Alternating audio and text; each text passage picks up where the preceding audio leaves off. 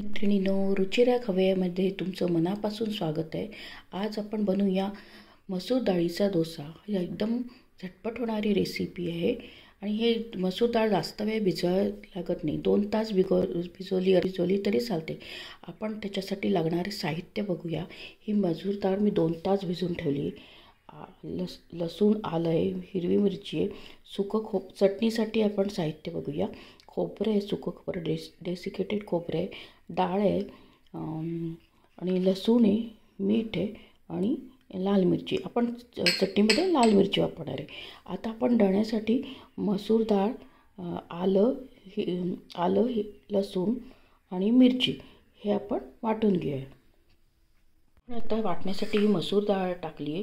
त्याच्यात आपण आता हे आलं टाकूया आणि लसूण टाकू आणि हिरव्या मिरच्या आणि हे आपण सगळं आता वाटण करून घेऊया। आपण चटणी वाटून घेऊया। चटणीसाठी साहित्य डेसिकेटेड खोबरं, डाळ, लसूण आणि लाल मिरची हे आपण सगळं आता वाटून घेऊया।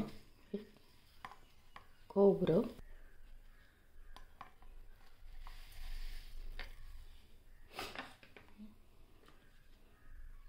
डाळ,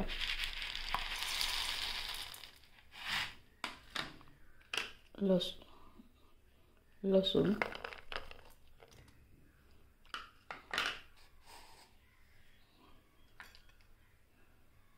आणि लाल मिरच्या, सुक्या मिरच्या आणि मीठ, चवीपुरतं मीठ।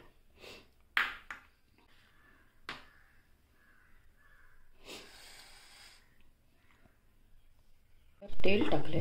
आता आपण हा डोसा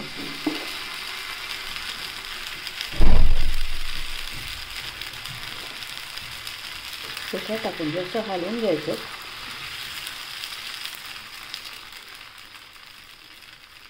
एकदम जाळीदार छान डोसा होता।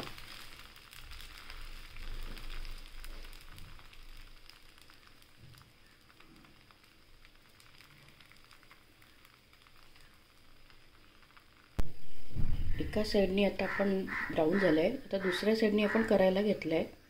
आपण तो झाला की काढूया। आपण दुसऱ्या साईडला ब्राऊन झालं आहे तो काढून घेऊया। लाल मसूर डाळीचा डोसा रेडी आहे। झटपट होतो, फार टेस्टी लागतो आणि जास्त वेळ भिजवावा लागत नाही। 2 तास भिजवला तरी झटपट रेडी होतो आणि हा तुम्ही करा आणि माझ्या चॅनलला करून बघा आणि माझ्या चॅनलला लाईक आणि सबस्क्राईब करा।